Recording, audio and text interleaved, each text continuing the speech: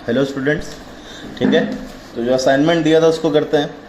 तो सबसे पहले HNO3 की physical properties, colourless liquid. Second, laboratory grade HNO3 68% by mass, ठीक है। वाई, कल आपको बताया था because at this composition it forms a azeotropic mixture. तो इसके बाद इसको डिस्टिलेशन से प्योरीफाई कर पाना पॉसिबल नहीं है, ठीक है। आया समझ में। नेक्स्ट, स्ट्रक्चर HNO3 का स्ट्रक्चर अगर बनाओ तो HNO3 की हाइब्रिडाइजेशन निकालो, कितनी आएगी 1/2 5 + 1 कितना आया तुम्हारा भाई 3, मतलब sp2 में 0 लोन पेयर, मतलब समझ में आया। क्लियर है कि नहीं क्लियर है, ठीक है। स्ट्रॉन्ग मोनोबेसिक एसिड होता है। HNO3 को अगर तुम एक्वस पानी में डालोगे तो it will give 1H+ ion, ठीक है। तो it is a monobasic acid और स्ट्रॉन्ग एसिड है, ठीक है। इसका हम लोगों ने अल्फा क्या कंसिडर कर रखा था 1। क्लियर है। तो नेक्स्ट आते हैं केमिकल प्रॉपर्टीज पे। सबसे पहले एसिडिक कैरेक्टर। रिएक्शंस देखो, NaOH + HNO3 एसिड बेस क्या बनाएगा NaNO3 + H2O। अब HNO3 के Na2O के साथ, Na2O किसका है NaOH का, तो क्या बनाएगा सेम रिएक्शन देगा NaNO3 + H2O। HNO3 के NaCN के साथ सॉल्ट है, strong base plus weak acid salt. Strong base plus weak acid salt है तो रिजल्टिंग कैरेक्टर क्या होगा बेसिक। ये बेसिक ये एसिडिक रिएक्शन हो जाएगी, क्या बना देगा NaNO3+। क्लियर है कि नहीं क्लियर है, आया समझ में, ठीक है। Next, oxidising agent. तो ऑक्सीडाइजिंग एजेंट सबसे पहले विद नॉन मेटल्स ये रिएक्शंस दे। HNO3 खुद किस में जाएगा NO2 में, और I2 को सबसे पहले देखो IO3- C को CO2, ये H2SO4 एक्वस है तो अपना क्या बनाएगा, ठीक है, ऑक्सी एसिड P4H3PO4। क्लियर है, आया समझ में। तो एक चीज ध्यान दो, इस सब केसेस में मैंने क्या बोला है HNO3 NO2 में जा रहा है। मतलब एक चीज ध्यान रखना कि जब नॉन मेटल्स की बात आती है तो सिर्फ concentrated HNO3 can oxidise non metals, ठीक है। अभी इस पॉइंट पर वापस आएंगे, ठीक है। अभी के लिए पॉइंट लिख लो, इस पॉइंट पे वापस आएंगे, ठीक है। तो कल फिर सेकंड पॉइंट पे आते विद मेटल्स, इसके लिए तुम्हें एक पेज छोड़ने को कहा था। तो सबसे पहले देखते हैं मेटलॉइड्स की, 10 आर्सेनिक एंटीमनी। तो मेटलॉइड्स की रिएक्शन तुम सिमिलरली नॉन मेटल्स की तरह करोगे। जैसे तुम क्या बोलते थे, कंसंट्रेटेड HNO3 के साथ नॉन मेटल्स की रिएक्शन बनाते थे। HNO3 खुद किस में जाएगा NO2 में, और इसको किस में ऑक्सीडाइज कर देगा, इसके हाईएस्ट तुम्हारे ऑक्सीडेशन स्टेट के एसिड में। तो ये खुद किस में गया NO2, और SN की हाईएस्ट ऑक्सीडेशन स्टेट ग्रुप 14 का है, क्या हो जाएगी +4, तो H2SNO3। आर्सेनिक का ग्रुप 4 का, ग्रुप 15 का है, क्या आ जाएगा H3SO4, एंटीमनी H3SbO4, ठीक है। तो मेटलॉइड्स की रिएक्शन सिमिलरली कैसे बनानी तुम्हें नॉन मेटल्स की जगह। HNO3 खुद किस में जाएगा NO2 में, और जो मेटलॉइड्स हैं उनको किसमें ऑक्सीडाइज कर देगा, उनके हाईएस्ट ऑक्सीडेशन स्टेट के ऑक्सी एसिड में, ठीक है। अब बात आती है मेटल्स, ठीक है। ये HNO3 की ध्यान रखो, जो ऑक्सीडाइजिंग एजेंट की रिएक्शन है, ये one of the most important, सबसे ज्यादा पूछे जाने वाले रिएक्शन है। तो मेटल्स का सबसे पहले कंसंट्रेटेड HNO3, इसमें हमने 3 चीजें देखेंगे, कंसंट्रेटेड, डाइल्यूट और वैल्यू डाइल्यूट, ठीक है। तो देखो कंसंट्रेटेड HNO3 के साथ कोई भी मेटल हो, एनी मेटल है, चाहे कोई भी मेटल हो, वो कंसंट्रेटेड HNO3 के साथ एक तो क्या बनाएगा अपना नाइट्रेट, और प्लस साथ में क्या रिलीज करेगा NO2, प्लस H2O भी आएगा, वो बैलेंसिंग से अपने आप आ जाएगा, ठीक है। बैलेंस करोगे तो H2O अपने आप आ जाता है, सब में H2O आएगा लेकिन वो बैलेंस करने के बाद, ठीक है। तो कंसंट्रेटेड HNO3 के साथ कोई भी मेटल है वो हमेशा क्या बनाएगा, एक तो प्रोडक्ट क्या होगा नाइट्रेट, और HNO3 खुद किस में रिड्यूस होकर जाएगा NO2 में। तो जैसे मैंने Zn + HNO3 किया, क्या बनाया, एक तो नाइट्रेट Zn2+ लिखा है, तो Zn2+ मतलब ZnNO3 whole twice, plus HNO3 किस में रिड्यूस हो गया NO2 में। Cu से कराया, ये क्या बनाएगा CuNO3 whole twice plus NO2। Pb से कराया PbNO3 whole twice plus NO2। आया समझ में। तो फर्स्ट मेटल के साथ कंसंट्रेटेड HNO3 के साथ कोई भी metal when oxidised with concentrated HNO3 जो तुम्हारे प्रोडक्ट्स है वो फिक्स है, एक नाइट्रेट एक NO2 और वाटर अपने आप वो बैलेंस होने पे लग जाएगा। तुम्हें ये दो प्रोडक्ट्स ध्यान रखने। क्लियर है, आया समझ में। नेक्स्ट आती है बात भाई very dilute HNO3। Very dilute HNO3 का मतलब है 6% बाय मास, ठीक है। तो इसके साथ तीन ये एलिमेंट्स ध्यान रखो, Fe, Zn और टिन। ये इसके साथ रिएक्शन करने पे क्या बनाएंगे, एक तो product metal nitrate plus NH4NO3 plus H2। जैसे अगर मान लो मैंने बोला Fe plus very dilute HNO3, क्या बनाएगा, एक तो FeNO3 whole twice plus NH4NO3 और प्लस वाटर तो सब में लगता रहेगा, ठीक है। वाटर सब में बैलेंस करने पे अपने आप आ जाएगा। Zn की मैंने रिएक्शन कराई वेरी डाइल्यूट HNO3 के साथ, क्या बनाएगा, एक तो ZnNO3 whole twice plus NH4NO3 plus H2। Sn की रिएक्शन मैंने कराई वेरी डाइल्यूट HNO3 के साथ, क्या कराएगा, SnNO3 whole twice plus NH4NO3 plus H2, ठीक है। समझ में आया कि नहीं आया, क्लियर है। सेकंड आता है डाइल्यूट HNO3। डाइल्यूट HNO3 का मतलब 20%। तो इसमें तीन अलग अलग टाइप की रिएक्शंस हैं। अगर मान लो FeZn, ये दो मेटल्स हैं, ये HNO3 के साथ क्या बनाएंगे, metal nitrate plus N2O plus H2O। मतलब Fe की अगर मैंने डाइल्यूट HNO3 के साथ की तो क्या बनाएगा, एक तो FeNO3 whole twice plus N2O plus H2O। Zn की मैंने की तो क्या बनाएगा, ZnNO3 whole twice plus N2O plus H2, ठीक है। आया समझ में, क्लियर है। नेक्स्ट अगर मान लो तुमसे बोला जाए Sn की, तो Sn वेरी डाइल्यूट और डाइल्यूट के साथ सेम देगा, Sn प्लस डाइल्यूट HNO3 क्या बनाएगा, SnNO3 whole twice plus NH4NO3 plus H2 आता रहेगा, ठीक है। आया समझ में। और तीसरे आते PbCuAgHg, ठीक है। ये अब एक चीज जानो कि उसको कैसे क्वेश्चन पूछा जाता है, ये रिएक्टिव मेटल्स हैं। तो तुमसे पूछा रिएक्टिव मेटल्स डाइल्यूट HNO3 के साथ क्या दे रहे हैं, N2O। Less reactive metals PbCuAgHg are very less reactive metals, electrochemical series में नीचे लाई करते हैं। तो लेस रिएक्टिव मेटल्स की अगर तुम बात करोगे तो जैसे Cu प्लस डाइल्यूट HNO3 किया तो तुम्हारा क्या बनाएगा, एक तो CuNO3 होल ट्वाइस प्लस साथ में क्या निकलेगा, NO। क्लियर है कि नहीं, क्लियर है।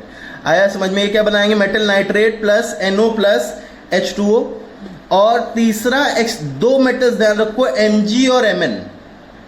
ये क्या होते हैं, ये दो ऐसे एलिमेंट्स हैं जो very dilute, very dilute expect, very dilute. अगर ना भी बताए तो अलग से दो ध्यान रखो कि ये HNO3 के साथ क्या देते हैं, मेटल नाइट्रेट, और क्या गैस रिलीज होती है, H2। ये दो ऐसे मेटल्स हैं जो HNO3 के साथ कौन सी गैस रिलीज करते हैं, H2, ठीक है। आया समझ में। तो अब देखो ध्यान रखने का अगर तुमसे तरीका बोला जाए तो कैसे ध्यान रखोगे। अब तुमसे बोला जाए उसको मुझे याद रखना है। तुम्हें मैं व्हाट्सएप पे टेबल फॉरवर्ड कर दूंगा, उसको तो तुम डायरेक्टली लिख लेना, लेकिन अब देखो उसको कैसे ध्यान रखा जाए, ठीक है। अगर तुमसे बोले कि सबसे पहले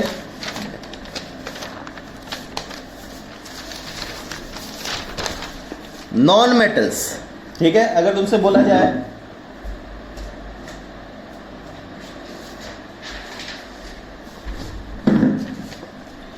नॉन मेटल्स, ये चार्ट अलग से बनाओ।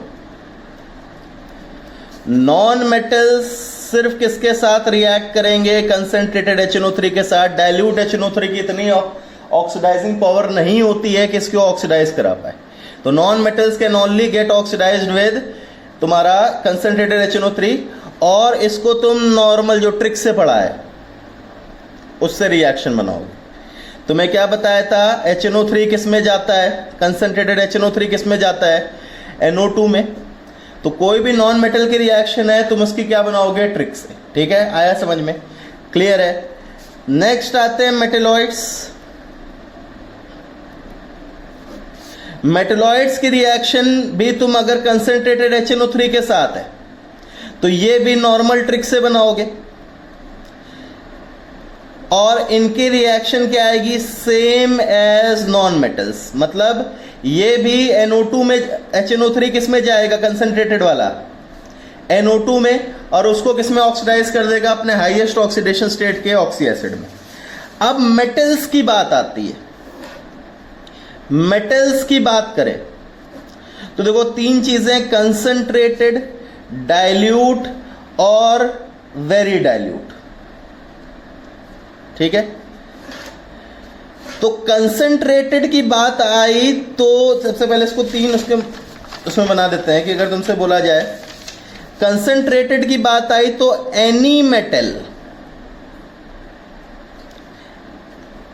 क्या देगा, एक तो प्रोडक्ट क्या देगा, नाइट्रेट प्लस गैस कौन सी रिलीज होगी, NO2 प्लस H2O आता रहेगा। क्लियर है कि नहीं क्लियर है। डाइल्यूट की अगर तुमसे बात की तो डाइल्यूट में अब तुम्हारे तीन केसेस क्लासिफाई होते हैं, कौन कौन से, FeZn, SN और PbCuHAgHg। Highly reactive, less reactive metals, these are highly reactive metals, these are less reactive metals. Clear है कि नहीं क्लियर है। तो हाईली रिएक्टिव मेटल्स के साथ क्या बनेगा, नाइट्रेट प्लस गैस कौन सी रिलीज होगी, N2। लेस रिएक्टिव मेटल्स के साथ क्या बनेगा, नाइट्रेट प्लस गैस कौन सी रिलीज होगी, NO। क्लियर है कि नहीं क्लियर है। SN की डाइल्यूट HNO3 के साथ क्या आएगी, SN प्लस डाइल्यूट HNO3 तुम्हारा क्या देगा, नाइट्रेट प्लस NH4NO3। ठीक है, आया समझ में। वेरी डाइल्यूट के साथ तुम्हारे कौन से तीन रिएक्ट करेंगे, FeZn और SN। क्या बनाएंगे, metal nitrate plus NH4NO3। Clear है कि नहीं क्लियर है। ठीक है, तो ये टेबल तुम्हें एक दे दिया जाएगा, उसमें लिखा होगा, अभी के लिए देखो, ध्यान रखो इसको याद रखने के लिए। अब फिर से मैं दोहरा रहा हूं, नॉन मेटल्स नॉर्मल ट्रिक से कंसिडर्ड HNO3 क्या बताया था, NO2 में जाएगा, उसको अपने हाईएस्ट, जैसे मान लो तुमसे बोला जाए I2 प्लस HNO3 तो खुद किस में गया, NO2 में, I2 को अपने हाईएस्ट ऑक्सीडेशन स्टेट के एसिड में, मतलब HiO3। ठीक है, फॉस्फोरस खुद किस में गया, NO2 में, इसको हाईएस्ट ऑक्सीडेशन स्टेट के। मेटलॉइड्स के क्या बोला, नॉर्मल ट्रिक से नॉन मेटल्स के साथ, जैसे अगर तुमसे बोला गया SN कंसंट्रेटेड HNO3 के साथ, एक तो NO2 खुद गया और इसको अपने हाईएस्ट ऑक्सीडेशन स्टेट के, तुम्हारा तो H2SNO3। ठीक है, आया समझ में, क्लियर है। मेटल्स में तीन डिस्टिंक्शन आते हैं। कंसंट्रेटेड HNO3 में कोई भी मेटल आसान है याद रखना, तो नाइट्रेट प्लस ये गैस ध्यान रखो, कंसंट्रेटेड में कौन सी रिलीज होगी, NO2। डाइल्यूट में तीन डिफरेंट क्लासिफिकेशन कर दिए गए। हाईली रिएक्टिव मेटल्स कौन सी गैस रिलीज करेंगे, N2O। लेस रिएक्टिव मेटल्स कौन सी गैस रिलीज करेंगे, NO और SN की एक अलग है। और वेरी डाइल्यूट में तुम्हारा क्या बनेगा, मेटल नाइट्रेट प्लस NH4NO3। और साथ में एक चीज ध्यान रखो, MgMn are two metals which release H2 gas with very very dilute HNO3, या with HNO3 भी लिखो, क्योंकि इनकी कंसंट्रेटेड के साथ भी करोगे तो भी सेम आएगी। ठीक है, समझ में आया। ठीक है, क्लियर है सबको। ठीक है, तो प्रोडक्ट्स इनको तुम्हें बनाना सीखना, बहुत इंपॉर्टेंट रिएक्शन है HNO3 की, ये तुम्हें ध्यान रखना है। ठीक है, क्लियर है। तो नेक्स्ट आता है तुम्हें हीटिंग इफेक्ट ऑफ HNO3। तो हीटिंग इफेक्ट ऑफ HNO3 बताओ भाई, खुद से रिएक्शन कंप्लीट। क्या बताया था, oxy acid in highest oxidation state अगर होगा तो किस में टूटेगा, एक तो अपना ऑक्साइड। क्लियर है, आया समझ में। नेक्स्ट एक इंपॉर्टेंट टेस्ट है ब्राउन रिंग टेस्ट। ठीक है, किसके लिए है, this is a confirmatory test for nitrates, जो तुम्हारे नाइट्रेट सॉल्ट्स हैं। ठीक है, NO3 माइनस वाले, उनके लिए कंफर्मेटरी टेस्ट होता है। अब होता क्या है, ध्यान दो कि इसमें हम लोग क्या करते हैं, एक नाइट्रेट सॉल्ट के सॉल्यूशन को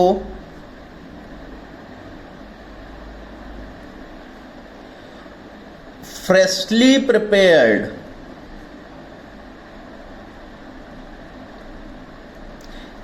FeSO4 सॉल्यूशन से मिक्स करते हैं। कैसे, देखो, लेट मान लो तुम्हारा टेस्ट ट्यूब है, इसमें तुम्हारा यहाँ मैंने नाइट्रेट सॉल्ट का सोल्यूशन ले रखा है, NO3 माइनस का पानी में सोल्यूशन, एक्वा सोल्यूशन दे रखा है। इसमें मैं फ्रेशली प्रिपेयर्ड FeSO4 डाल रहा हूँ, ऊपर से क्या डाल रहा हूँ, फ्रेशली प्रिपेयर्ड FeSO4 डाल रहा हूँ। तो होता क्या है कि जब FeSO4 तुम डालोगे तो क्या होता है, जब ये इसमें मिक्स होगा तो क्या ऑब्जर्व होता है कि नाइट्रेट सॉल्ट और FeSO4 के जंक्शन पे, जंक्शन मतलब जहां पे दोनों मीट कर रहे हैं, जंक्शन पे एक ब्राउन रिंग ऑब्जर्व होती है। क्यों होती है, कैसे होती है, बात की बात है। पहले देखो होता क्या है, जिससे हम लोग टेस्ट कर पा रहे हैं। हमने क्या बोला, brown ring test is a confirmatory test for nitrate. कैसे किया जाता है, हमने नाइट्रेट सॉल्ट का सोल्यूशन लिया, उसमें FeSO4 का एक्वा सोल्यूशन डाल दिया ऊपर से।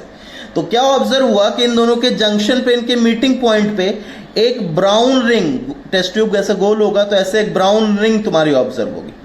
ठीक है, ब्राउन रिंग आने से हमें ये कंफर्म हो जाता है कि सॉल्ट में कौन सा आयन है, NO3 माइनस। ठीक है, सॉल्ट में कौन सा आयन है, NO3 माइनस। क्लियर है कि नहीं क्लियर? पहले टेस्ट क्या है वो ध्यान दो। टेस्ट कैसे होगा, वो क्या है कि नाइट्रेट सॉल्ट का सोल्यूशन है, ऊपर से FeSO4 डाला।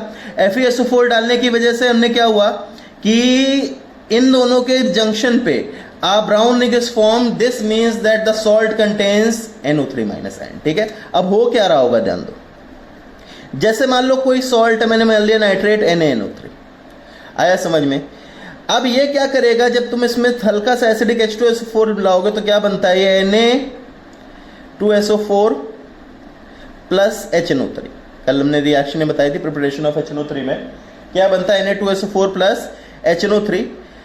अब ये HNO3 क्या करता है, जब इसमें तुम FeSO4 ऊपर से डालोगे तो ये इसके Fe2 प्लस आयन को किस में ऑक्सीडाइज करता है, Fe3 में, और खुद किस में रिड्यूस हो जाता है, NO में। मतलब ये क्या है, अगर NO में रिड्यूस हो रहा है मतलब इट इज डाइल्यूट। ठीक है, जो HNO3 बना that is in dilute form. ठीक है, क्योंकि कंसंट्रेटेड HNO3 किस में रिड्यूस हो जा रहा था, NO2 में। अगर NO में जा रहा है मतलब डाइल्यूट। ठीक है, मेन इसका रोल है, ध्यान रखना। ठीक है, ये NO जो हुए, अब क्या करता है ये NO, ध्यान दो, मैं इसको इधर रिएक्शन लिखना है। ये NO जो Fe2 प्लस बचा हुआ है, इसमें FeSO4 में Fe2 प्लस बचा हुआ है, और वाटर के साथ कंबाइन करके कॉम्प्लेक्स बनाता है FeH2O whole 5 NoSO4। This is known as brown ring complex. इसके बनने की वजह से ब्राउन रिंग आती है। ब्राउन रिंग किसकी आ रही होगी, इस कॉम्प्लेक्स की। इस कॉम्प्लेक्स की ज्यादा प्रॉपर्टीज हम लोग जाके पढ़ेंगे कोऑर्डिनेशन में। लेकिन अभी देखो हुआ क्या, जब NaNO3 में हमने थोड़ा बहुत H2SO4 डाला एसिडिफाई करने के लिए, तो NaNO3 या नाइट्रेट का सॉल्ट किसमें हुआ, Na2SO4 प्लस HNO3 बनाया। अब ये HNO3 जब FeSO4 आएगा कांटेक्ट में, तो ये HNO3 ऑक्सीडाइजिंग एजेंट है, इसको किस में ऑक्सीडाइज कर देगा, Fe3 में, और खुद किस में रिड्यूस हो जाएगा, NO में। और NO में रिड्यूस हो रहा है मतलब ये HNO3 डाइल्यूट है, मेन इसका रोल है। तो ये तुम्हें ध्यान रखना है, NO, ये NO अब इस FeSO4 के Fe2 और वाटर के साथ कंबाइन करके क्या बनाएगा, ये कॉम्प्लेक्स। इस कॉम्प्लेक्स की क्या आती है, ब्राउन रिंग। क्लियर है कि नहीं क्लियर है, आया समझ में? तो इंपॉर्टेंट पॉइंट्स क्या क्या है, brown ring test is a confirmatory test for nitrates. क्या होता है कि नाइट्रेट सॉल्ट में जब FeSO4 फ्रेशली प्रिपेयर्ड FeSO4 डालोगे तो उसके जंक्शन ऑफ नाइट्रेट और FeSO4 पे क्या आती है, brown ring. This means that nitrate is present. Reactions क्या इन्वॉल्व है कि NaNO3 को जब तुमने H2SO4 के साथ मिलाया तो Na2SO4 प्लस HNO3 बनेगा। ये HNO3 Fe2 को ऑक्सीडाइज करके Fe3 में ले जाएगा और खुद किस में रिड्यूस हो जाएगा, NO में। ये NO gas most important gas behind तुम्हारा brown ring test, NO plus Fe2 plus H2O मिलके कॉम्प्लेक्स बनाते हैं ये, this is known as brown ring complex. ठीक है, आया समझ में? क्लियर है कि नहीं क्लियर है? ठीक है, तो इसके बाद oxy acids of phosphorus, name बताओ भाई सबसे पहले। फॉस्फोरिक एसिड, फॉस्फोरस एसिड, ये क्या आएगा? Hypophosphorous acid.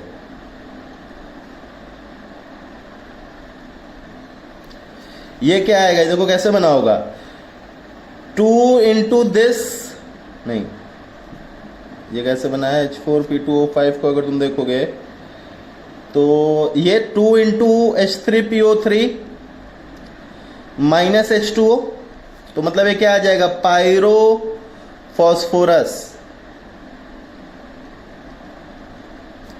ये कैसे बना होगा? 2 इंटू H3PO4 माइनस H2O, मतलब ये क्या है? पायरोफॉस्फोरिक।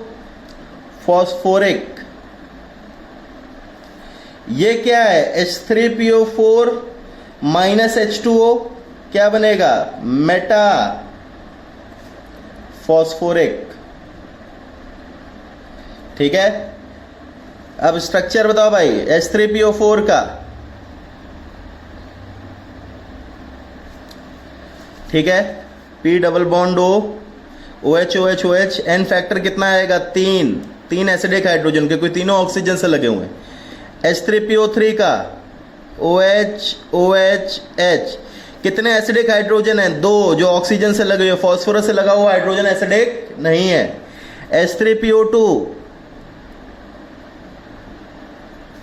N कितना आएगा? 1, एक एसिडिक हाइड्रोजन ये वाला, ये दोनों एसिडिक नहीं है।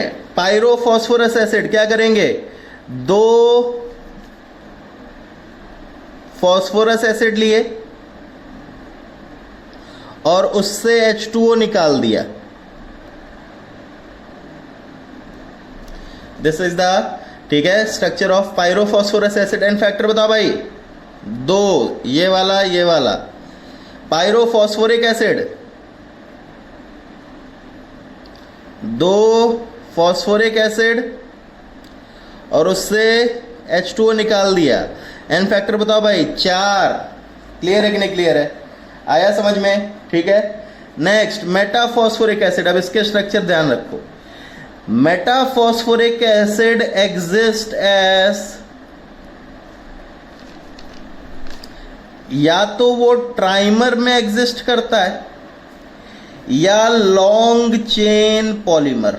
Metaphosphoric acid exist as trimer और लॉन्ग चेन पॉलीमर, कभी भी मोनोमर में एग्जिस्ट नहीं करेगा। ट्राइमर कैसे बनाओगे? ट्राइमर मतलब HPO3 होल थ्राइस। ट्राइमर कैसे बनाओगे? देखो, PO पहले तो PO बनाया। क्लियर है कि नहीं क्लियर है? फिर सब में double bond O, double bond O, double bond O। Clear है कि नहीं क्लियर है? फिर हर एक फॉस्फोरस पे एक OH चिपका दो। This is the structure of ये तुम्हारे मेटाफॉस्फोरिक एसिड का trimer HPO3 whole thrice. Clear है कि नहीं क्लियर है? समझ में आया कि नहीं आया? ठीक है, नेक्स्ट लॉन्ग चेन पॉलीमर कैसे बनाना है? पहले तो PO ऐसे बनाते जाओ। ठीक है, दोनों साइड एक्सटेंड करेंगे। फिर हर एक फॉस्फोरस पे एक डबल बॉन्ड O, एक OH, एक डबल बॉन्ड O, एक OH, एक डबल बॉन्ड O, एक OH। तो दिस इज HPO3N। ठीक है, metaphosphoric acid does not, can never exist as a monomer, it either exist as a trimer HPO3 whole thrice या long chain polymer. Structures बनाना तुम्हें बताया, इसको ध्यान रखना है तुम्हें। क्लियर है कि नहीं क्लियर है? समझ में आया? ठीक है, नेक्स्ट H3PO4 हीटिंग इफेक्ट्स बताओ भाई। H3PO4 को हीट करोगे क्या बनेगा? H3PO4 को अगर तुम हीट करते जाओ, यहाँ मैं लिख दे रहा हूँ, तुम अलग से कर। H3PO4 को हीट करोगे तो सबसे इसमें क्या बनता है? तुम्हारे 3 प्रोडक्ट्स बनते हैं। सबसे लास्ट में जाके तो P4O10 बनेगा। अब तुम्हारा 2 आते हैं, एक तो H4P2O7 और तुम्हारा HPO3। बताओ भाई पहले कौन बनेगा? तो तुम्हें बताया था number of phosphorus upon number of hydrogen ratio. देखो इसमें number of hydrogen, number of phosphorus upon number of hydrogen कितना है? 2:4। इसमें कितना है? नंबर ऑफ फॉस्फोरस ना नंबर ऑफ हाइड्रोजन कितना है? 1:1। Sorry number of hydrogen upon number of phosphorus, देखो number of hydrogen number of phosphorus कितना है 4:2, इसमें कितना है 1:1। तो तुम्हें क्या बताया था, पहले कौन बनेगा जिसमें वाटर का कंटेंट ज्यादा, और वाटर का कंटेंट ज्यादा मतलब हाइड्रोजन ज्यादा, तो पहले इनमें से कौन बन जाएगा, ये दोबारा कौन सा बनेगा। समझ में आया कि नहीं आया, क्लियर है कि नहीं क्लियर है, कोई दिक्कत, ठीक है। नेक्स्ट तुम्हारा क्या है H3PO3, H3PO3 को हीट करते थे, क्या बताया था, लेस देन हाईएस्ट में क्या बनेगा भाई, एक तो तुम्हारा लोएस्ट का, क्लियर है कि नहीं क्लियर है, और एक तुम्हारा एक एसिड, ठीक है, एक तो तुम्हारा एक एसिड आया समझ में, और एक तुम्हारा लोअर ऑक्सीडेशन स्टेट का, ठीक है। तो H3PO4 प्लस PH3, NaH2PO4 बताओ भाई, NaH2PO4, Na3PO4 और Na2HPO4, इन तीनों का क्या बताया था ट्रिक, पानी निकालो। अब इसमें तो पानी निकल नहीं सकता है, इसलिए कोई भी प्रोडक्ट नहीं, क्योंकि हाइड्रोजन ही नहीं है। इसमें पानी निकाला तो H2 हो गया, तो क्या बना NaPO3। इसमें एक से पानी नहीं निकल सकता क्योंकि एक ही हाइड्रोजन है, इसलिए 2 से मल्टीप्लाई करना पड़ेगा, Na4H2P2O8, और इसके बाद पानी निकालोगे तो क्या बनेगा Na4P2। समझ में आया, ये सारी वही ट्रिक्स हैं, बार बार अप्लाई हो रहे हैं, एक बार चेक करो, क्लियर है कि नहीं क्लियर है, ठीक है। तो हीटिंग इफेक्ट्स हम लोगों ने पढ़ लिया, ठीक है। नेक्स्ट तुम्हारा आता है PCl3, ठीक है, नेक्स्ट तुम्हारा कंपाउंड आएगा दैट इज PCl3। स्ट्रक्चर बताओ भाई, हेलाइड है, क्या आएगा 1/2 5 + 3 कितना 4, मतलब sp3, lone pair 1, lone pair 1 में ट्राइगोनल पिरामिडल। समझ में आया। प्रिपरेशन P4 + Cl2 लिमिटेड क्या बनाएगा, लिमिटेड में PCl3 एक्सेस में रख देते तो क्या बनता था PCl5। अब ये एक इंपॉर्टेंट रिएक्शन ध्यान रखो, P4 को जब SOCl2, this is known as thionyl chloride, P4 को जब SOCl2 से ट्रीट करोगे तो क्या बनता है PCl3 + SO2 + H2Cl2, ये तुम्हें ध्यान रखना है, ठीक है। इसमें PCl3 का ये जो H2Cl2 इसका स्ट्रक्चर ध्यान रखो, this is open book like structure, जैसे तुम्हारा किसका होता था H2O2 का, आया समझ में। ये रिएक्शन रखो, P4 when treated with thionyl chloride produce PCl3 + SO2 + H2Cl2, ये H2Cl2 का स्ट्रक्चर कैसे है, ओपन बुक लाइक। प्रॉपर्टीज बताओ भाई, PCl3 के हाइड्रोलिसिस करोगे क्या बनेगा +3 - 1 तो HCl +3 का ऑक्सी एसिड H3PO3। अब ये एक चीज ध्यान रखो, PCl3 + H2O हॉट दे रखा है, तो कैसे करोगे, देखो PCl3 + H2O किया तो तुम्हारा क्या बना HCl + H3PO3। अब हॉट दे रखा है तो हॉट मतलब हीट करने पे H3PO3 किसमें डिस्प्रोपोर्शनेट होता है, PH3 + H3PO4, तो तुम्हारा प्रोडक्ट क्या बनेगा PCl3 + H2O हॉट क्या बनेगा, देखो HCl + PH3 + H3PO। समझ में आया, क्लियर है कि नहीं क्लियर है, कोई दिक्कत, ठीक है। हॉट का मतलब क्या है, पहले तुमने नॉर्मल प्रोडक्ट बनाया, फिर हीट करने पे तुम्हें पता है कि H3PO3, तुम्हारा हीटिंग इफेक्ट ऑफ H3PO3 क्या है, एक तो PH3 बनाता है, साथ में H3PO4, तो तुम्हारे प्रोडक्ट्स क्या आएंगे, ये क्लियर है, ठीक है। अब इसके बाद ये कुछ रिएक्शन ध्यान रखो, ये तुम्हारे ऑर्गेनिक्स हैं, CH3COH एसिड को अगर तुम PCl3 preparation of acid chlorides SN2TH mechanism, ध्यान करो क्या बनाता है CH3COL। तुम्हें ऑर्गेनिक के लिए वाला प्रोडक्ट इंपॉर्टेंट होता है, इनऑर्गेनिक के लिए ये वाला। जब तुम CH3COH को PCl3 से ट्रीट करोगे कौन सी मैकेनिज्म फॉलो करेगा, SN2TH सब्स्टिट्यूशन न्यूक्लियोफिलिक बायोमोलिकुलर, ठीक है, विद टेट्राहेड्रल इंटरमीडिएट। ऑर्गेनिक के लिए CH3COL इंपॉर्टेंट है, इनऑर्गेनिक के लिए H3PO3 इंपॉर्टेंट है, क्लियर है कि नहीं क्लियर है। C2H5 + PCl3 कौन सी रिएक्शन है, SN2 क्या बनाता है C2H5Cl + H3PO3। ऑर्गेनिक के लिए ये वाला प्रोडक्ट इंपॉर्टेंट, इनऑर्गेनिक के लिए ये वाला, क्लियर है, आया समझ में। नेक्स्ट आती है रिड्यूसिंग एजेंट। रिड्यूसिंग एजेंट का मतलब है दूसरों को क्या करेगा, ऑक्सीडाइज खुद, सॉरी दूसरों क्या करेगा, रिड्यूस, खुद क्या होगा, ऑक्सीडाइज। तो दो रिएक्शंस ध्यान रखो, PCl3 को जब तुम SO3 के साथ ट्रीट करते हो तो SO3 को रिड्यूस कर देता है SO2 में और खुद किस में ऑक्सीडाइज हो जाता है, POCl3 में। ठीक है, PCl3 को H2Cl2 के साथ ट्रीट किया तो PCl5 प्लस PSCl3। आया समझ में? ठीक है, ये दो रिएक्शंस ध्यान रखो, इसके बाद हम लोग इसको फर्दर कंटिन्यू करेंगे। ठीक है, आया समझ में?